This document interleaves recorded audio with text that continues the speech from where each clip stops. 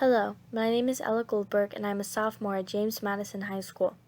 This experiment explores the effect of temperature on sea turtle eggs by evaluating how sand temperature is impacted by various substances. I became interested in doing this project after completing an internship in a sea turtle hospital and learning how endangered most species of sea turtles are. One threat to sea turtle nests is rising temperatures, which cause a higher percentage of female sea turtle hatchlings. Sea turtles lay their eggs in nests they create beyond the shoreline of beaches. The temperature of the nest determines the sex of the sea turtle hatchlings. Higher temperatures result in more female hatchlings, and lower temperatures result in more male hatchlings. Cooling the sand around sea turtle nests may raise the chances for more male sea turtles to be born to increase the likelihood of procreation in the future. Conservationists have tried other sand cooling strategies with varying success, including spraying water on the nest through daily irrigation and shading the nest to reduce their exposure to the sun. The method used in this experiment may demonstrate another way to reduce the temperature of sea turtle nests. The research question I am trying to answer is, what type of material mixed with sand will be most effective in cooling down the temperature of the sand to impact the gender of sea turtle eggs? My hypothesis is that if sand is layered with marble rock chips, then the sand temperature will be cooler than sand alone or sand layered with a cooling blanket.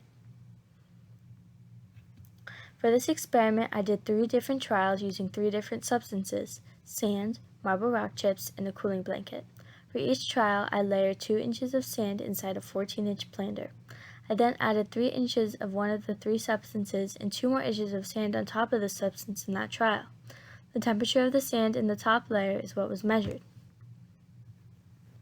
For example, for the sand trial, I placed 7 inches of sand in the planter, and I placed the probe of a meat thermometer in 2.5 inches of the top layer of sand. I then covered the planter with a cardboard square that had a hole cut into its middle.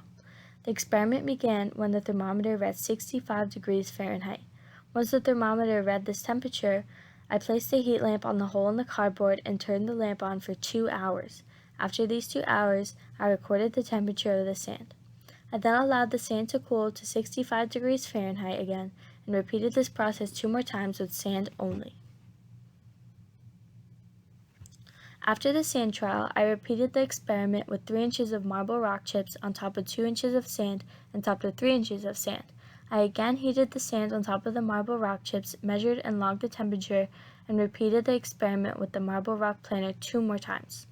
I then followed the same process with the cooling blanket folded to 3-inch thickness on top of 2 inches of sand and topped with 3 inches of sand at a 65 degrees starting temperature.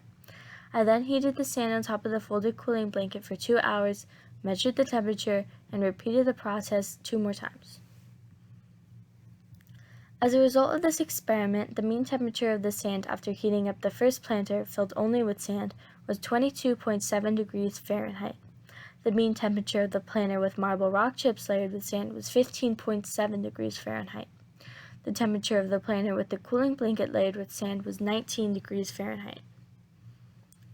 As you can see, the rocks and sand trial resulted in the lowest temperature in comparison to the blanket and the sand alone. The blanket and sand trial was cooler than the sand-only trial.